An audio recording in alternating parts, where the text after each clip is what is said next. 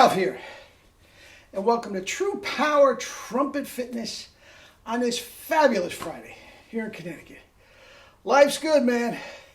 It's getting cold. Got my hoodies out. Got my jeans out. I haven't worn jeans in months. Anyway, you saw the thumbnail. Is this what Doc is doing? Anyway, let me explain. Let me honk a little bit. Not even 9 o'clock. I haven't played a note yet. Have done some kettlebell. Let's see what we got.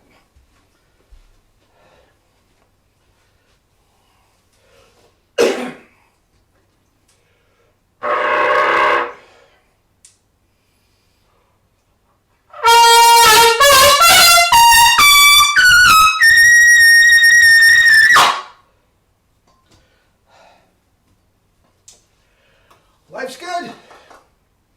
What else do you need, man?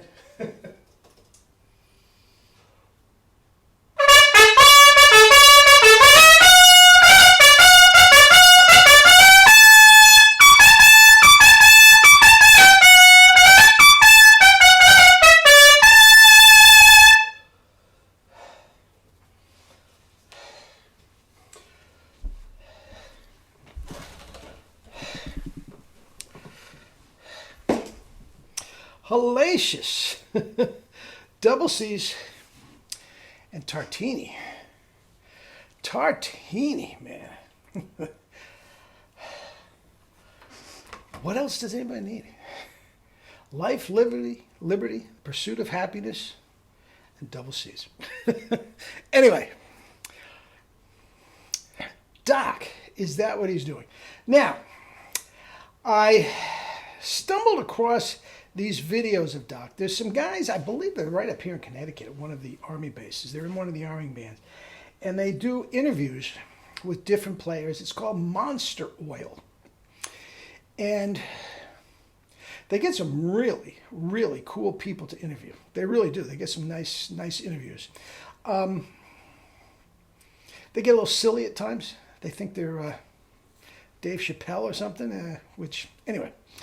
Not the point, but they did one with Doc Severinsen, and he will talk to anybody about trumpet. He just loves trumpet. Anyway, he talked about chops.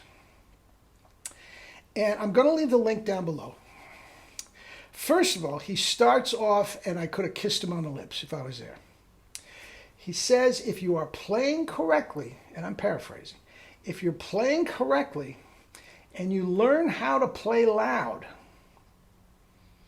you can play soft. But if all you do is play soft with his dainty little embouchure, you're not going to be able to play loud. Thank you. Thank you. That is what this type of, era of brass pedagogy and everything is just, it's all light. It's all Mark Gould and Ray Mays and technical marvels. They couldn't sit next to Herseth and you'd hear one note.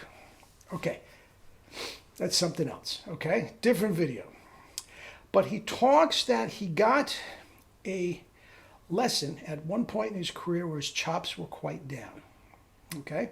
And he studied with Benny Baker.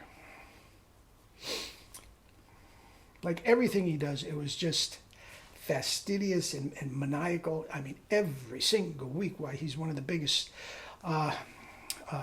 studio stars in New York City. But he's doing it, okay? And he's talking about a balance. Very, very tight in the corners, where he does this a zillion times, where the chops, and he says, the chops are spread tight across the teeth. Then you have to get a balance of relaxation in the middle. What you're after is a delicate balance between the tension and the relaxation. Now, guys, far be it from me to say Doc is wrong. Far be it from me to say Doc is wrong. Okay? But if you look at pictures of what he's depicting in the video and then look at the pictures of what he's actually playing, It is not the same thing at all. Sorry, Doc. I love you dearly. And whatever you're doing is right. For you, whatever you're doing is right. Okay? But guys, Doc, this is not the way you're playing the trumpet. Now, I don't doubt for 1 minute, that you are playing with tight corners. I guarantee, but you are not stretched. Anyway, okay? With that said, here's the crux of what I'm trying to get. 3 to 5 hours, and this came to me the other day while I was riding my bike. 3 to 5 hours or more per day of just Arbin, Clark, beginning to the end. Beginning to end. Now, if you think about that, guys,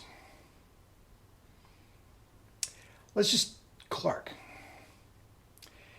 If he is not playing up in the stratosphere, if he is just playing the notes that are in the Clark book, and he makes no bones about it, he would go through the entire Clark book 3 to 5 times a day.